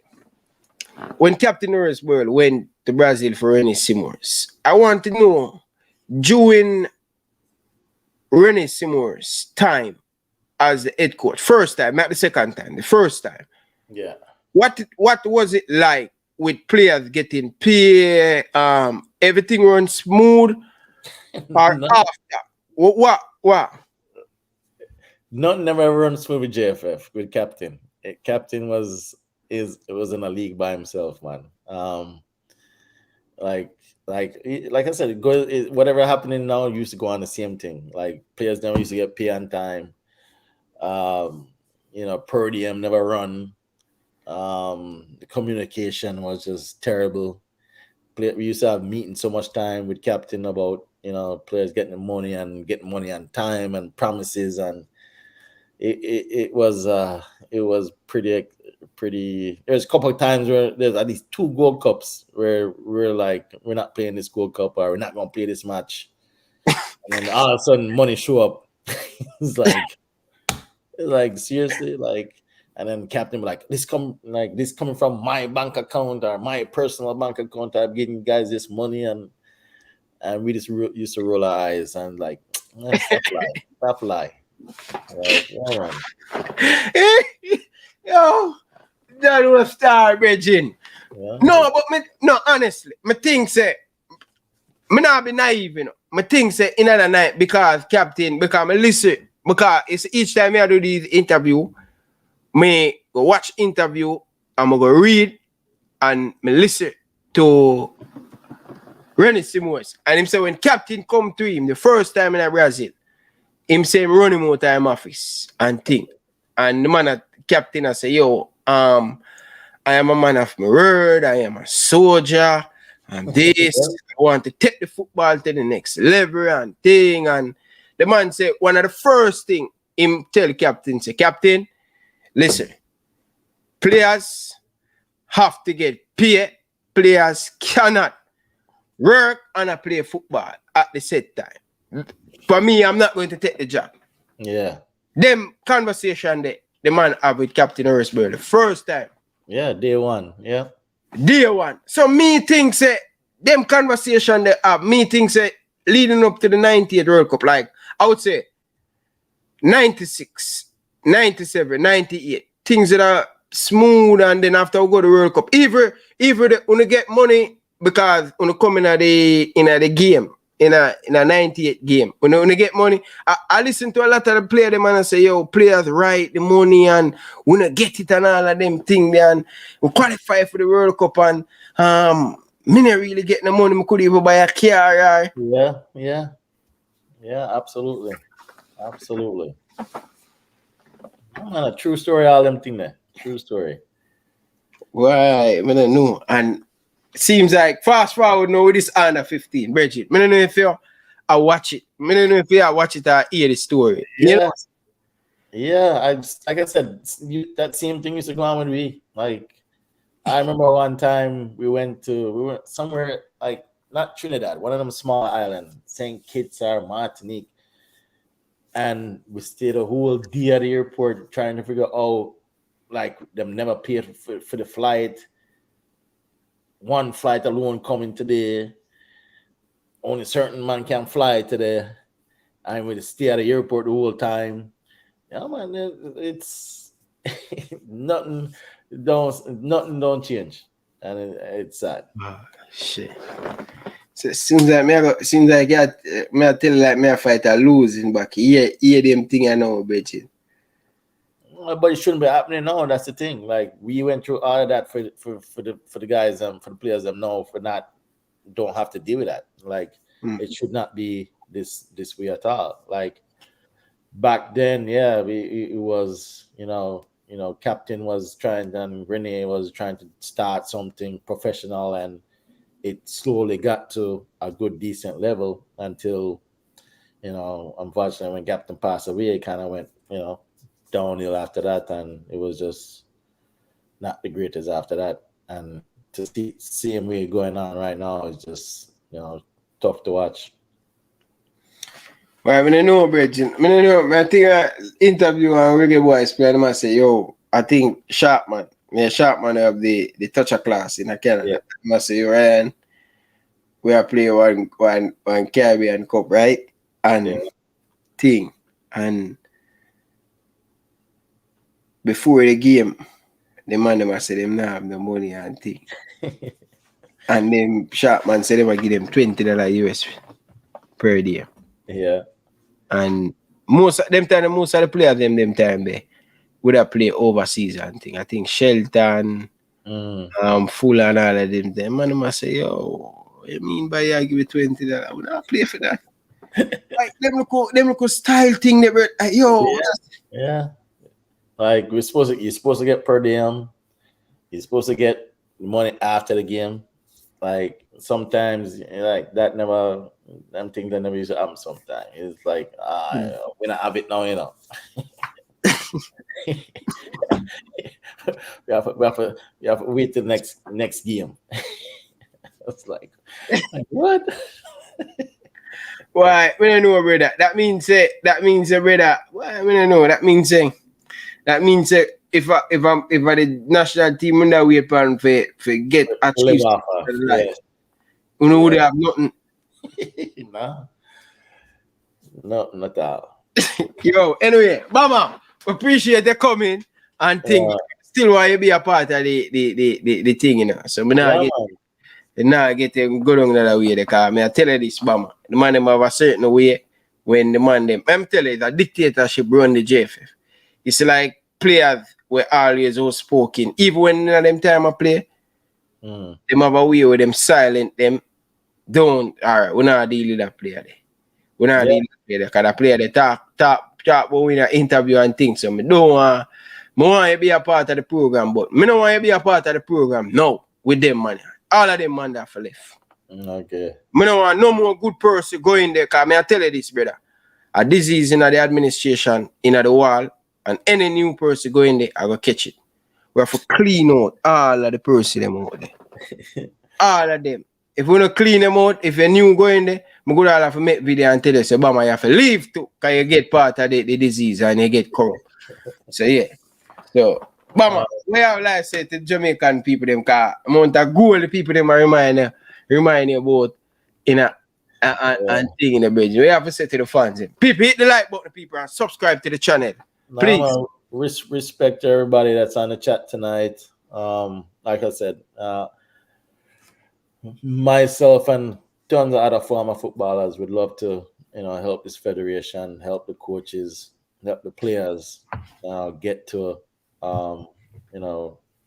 wherever they need to go, whether it's being professional or college or, just trying to make it better for them, better life for these players. And, anything I can do to help, I'm here. But like I said, love the show whenever I can catch it. And keep doing your thing, boss. Yeah, man, and Bama, I really appreciate, take the opportunity to come and share your story. Really do appreciate it. Mean a lot to me, Bridget, and I really appreciate the contribution that he has done for the country, the sacrifice, all of them stuff there, and to know that you continue involved in the football, your journey and everything. Bridget, salute, man. Art of love, all of the great things, the memories and things, Bridget. Legend cannot rub out. You get me, I say? And that's why I call for most of the youth them where have the qualification, we can come back and help and get the thing. Yeah, man. Absolutely. And before you leave, no, I will say it before. I don't want to dip on the show and I say it. Big up yourself. Go on, look later. Nah, look later and thing, all right? All right. Yeah, all right. So people of Jamaica, hear this now. Bama, leave. I don't want to get into that trouble. Leave, man. Right. Show and thing. Leave, Bama. Leave. Look more. don't want you to panic with me. Yes, my beautiful people. So it's a good one. Another good one. I'm looking forward for more interview. Players share them story. Boy, I may tell you, JFF, it's really, really, really, really sad to know what you guys doing. And people, Al Grimsey have a 4-year contract. When you see that, Al Grimsey is trying. United, Marlon, all of the man them. When you see the effort that Al Grimsey is trying, he's having conversation with all of these past players to try to get assistance and try to get help. But what I know and think, the JFF we need to get behind the coach and support the coach. Everything that the coach is doing. You understand? I don't know no other national coach come and coach in the Jamaican team, right? And trying to get involved with most of these past players. That simply means that he's willing to learn. He simply means that he want player, he want help. He not be naive. You understand? So that's one of the things where me really love about this coach. And I'm praying to God, please, Father God, please, Al Grimson can finish him contract with this Jamaican team and get more success and sign another 4 year. If him get the job done, take us to the promised land, do well in the Gold Cup, winning game consistently, all of them things there. Him and him coaching staff. But I am worried that this administration, once things go bad one time, them tear up the paper and fire the coach. I don't remember no other Jamaican coach that finished them contract. Yeah, you see the JFF, they don't like long-term thing. And it's a culture in Jamaica. Yeah? Why you think I always say people be patient, time is a master. Why me think telling some me drink my soup when it hot or my porridge when it hot. People in a football really need, if Jamaican football want to grow, we need to have a 5 to 8 year plan to get the success with the national team. You get to me, I say, and JFF, me I call up on you again. We must do the right thing. Too long now, over 3 decades, we still have problem with players, money and all of them thing there. Eh? Me now ease up the pressure for continue upon this administration. And me I beg this administration, we need to see Al Grimson finish him contract and him a perform well to finish that. Him can, start to do bad and the JFF I forget with him. But I think we need to give this coach at least next year to see what he can do with this national team. Time is the master. You get me, I say? Yeah, man. Chris Smith about Chris Williams. What happened Chris Williams? I hear people are saying me to talk about Chris Williams. What happened with Chris Williams? I don't know what happened with Chris Williams. I don't know Chris Smith. What happened with Chris Williams? What happened? I don't know. I don't know what is going on. My workplace have a barbecue today, and I was the chef that chefing up thing for the people in the Caribbean. So I was a chef. I didn't watch any YouTube thing today. I didn't watch any sports program today. I don't know what is going on, so I can give my opinion on anything that I don't know what Chris Williams say or anything. So I probably have to watch a program or whatever. I don't know. You know what I mean? So I don't like to comment and think that I don't listen or anything. So I'm going to leave it there so and think. Chris Williams don't want an English player in our team. Wow. Chris Williams said that. Wow. If he said that, that's wrong. But I'm going to do my check and my research, and then we'll come back with a video. All right, my beautiful people. I don't want to spoil up the interview, Chris Smith, because you know Andy Williams interview and you know the player sharing stories. I don't want to cuss up and spoil it up. Cause sometimes people believe me that sometimes these videos use as reference to know about the players and all of them stuff there, and people would have sent it to any organization. Yeah, players link me and ask me for these interview, and I send it to give them. So I'm not going to here spoil up the person relationship and things. So anyway, people, big up on yourself, nothing about love and respect. As me say, people, sorry, I don't know what is going on with Chris Williams. So I'm not going to share my thoughts until I watch it or something. All right, my beautiful people. People, hit the like button, people. Come on, people. Let's get the video for 250 likes, people. People, everybody down in the comment section, please, me I beg you, hit the like button as more people can see this interview. Great story. I want to big up to Bama again, people. Nothing but love and respect. Really do appreciate it. I get an early time. What time now? 10 o'clock. Not too early, but you know, weekend, I go all a beard and you know, watch a little bit of TV and try to catch up back on what I miss. Cause this Chris Williams thing, I don't really know. I don't give my opinion on it yet. And thing. But if Chris Williams to get beaten, he might go get the leather belt. All right. But anyway, big up on yourself, people. Enough love and respect. Until next time, from the boy Ryan LFC, I like to say peace out. Thanks for watching.